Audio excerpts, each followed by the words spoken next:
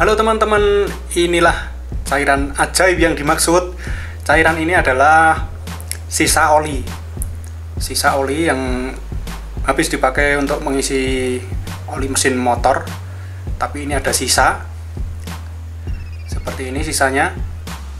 Teman-teman bisa memakai oli bekas, tidak perlu oli yang baru, tidak perlu oli yang masih bening seperti ini juga untuk melanjutkan tutorial ini. Nah, akan kita manfaatkan apa cairan ini, sisa oli ini, yaitu untuk menghilangkan retak seribu pada mika speedometer ini ya teman-teman.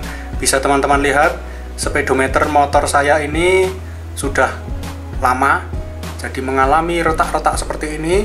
Saya yakin motor-motor lama teman-teman juga mengalami hal yang sama. Kalau speedometer terutama mikanya itu ya teman-teman, dari motor teman-teman sudah mengalami seperti ini, tidak perlu ke bengkel.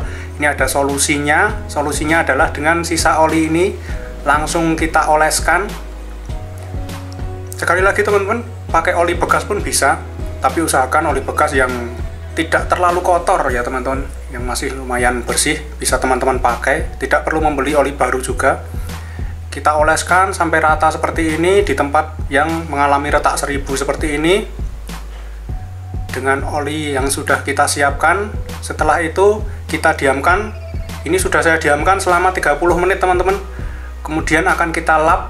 Ini saya lap menggunakan lap kering. Teman-teman bisa lihat setelah 30 menit dan dilap dengan lap kering, lapisan olinya tadi sudah diserap retak seribu yang di mika itu, dan hasilnya mika yang mengalami retak seribu ini sudah kembali hampir seperti baru ya teman-teman.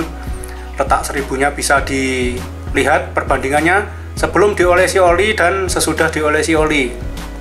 Nah ini teman-teman, tidak hanya menghilangkan retak seribu, dengan pengolesan ini tentunya membentuk lapisan yang lebih tahan air ya teman-teman.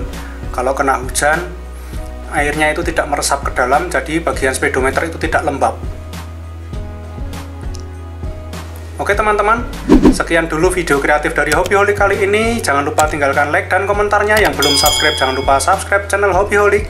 Dan sampai ketemu di video-video berikutnya. Terima kasih teman-teman.